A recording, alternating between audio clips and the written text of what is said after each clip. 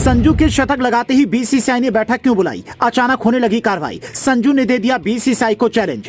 जैसे ही संजू ने शतक लगाया, बीसीसीआई के एक चहेते खिलाड़ी पर खतरा मंडराया। संजू ने शतक लगाते ही काट दिया पत्ता। जैसे ही संजू ने यह शतक लगाया, अफ्रीका की जमीन पर बना दिया एक महा रिकॉर्ड। आज तक केवल 2 बल्लेबाज कर पाए ये कमाल।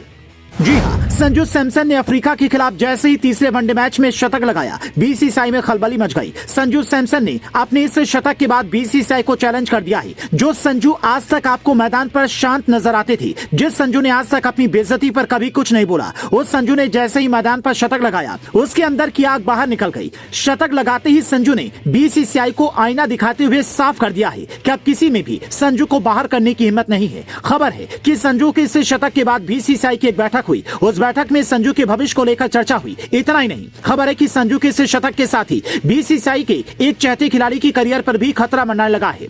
इस शतक के बाद संजू ने एक ऐसा रिकॉर्ड बना दिया है जिस काम को केवल 2 खिलाड़ी ही कर पाए हैं। तो चलिए आपको संजू के शतक के बाद बीसीसीआई की उस बैठक के बारे में बताते हैं। उससे पहले संजू के कारनामे के बारे में जान लीजिए।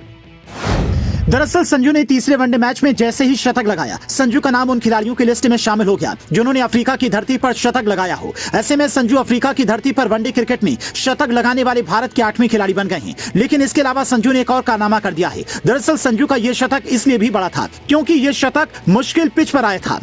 अब भारतीय क्रिकेट के इतिहास में नंबर 3 पर संजू से पहले अफ्रीका की धरती पर केवल 2 बल्लेबाज ने यह कारनामा किया है। संजू नंबर 3 पर अफ्रीका के वनडे में शतक लगाने वाले तीसरे खिलाड़ी बन गए हैं। संजू से पहले यह कारनामा सौरभ गांगुली, विराट कोहली ने ही किया था। आज तक इतने बड़े बड़े बल्लेबाज आए, लेकिन नंबर पर केवल 3 ही खिलाड़ी अफ्रीका में शतक लगा पाए। इससे आप अंदाजा लगा सकते हैं कि संजू का यह शतक कितना अहम था, कितनी मुश्किल हालात में संजू ने यह शतक लगाया था। लेकिन अब बात संजू के शतक के बाद बीसीसीआई की बैठक की है। दरअसल बीसीसीआई इस वक्त आने वाली आईसीसी टूर्नामेंट के लिए टीम को बनाने की तैयारी कर रही है और उस तैयारी में बीसीसीआई का एक अपना चहेता खिलाड़ी शामिल था। लेकिन जैसे ही संजू ने यह शतक लगाया, उस खिलाड़ी पर संकट मंडराने लगा। खबर है कि संजू के इस शतक के बाद बीसीसीआई अब संजू को टीम में लगातार मौका देने का विचार कर रही है, क्योंकि बीसीसीआई को संजू के फैंस की ताकत का एहसास है। बीसीसीआई जानती है कि अगर इस शतक के बाद संजू को बाहर कर दिया तो फैंस उनकी हालत खराब कर देंगे।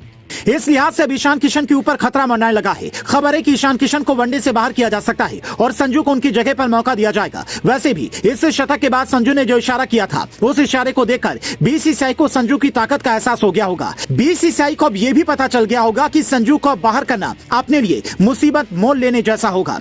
तो आपका संजू के इस शतक पर क्या कहना है और क्या आपको लगता है कि बीसीसीआई अब संजू को बाहर करने का जोखिम लेगी? कमेंट कर अपनी राय जरूर दें।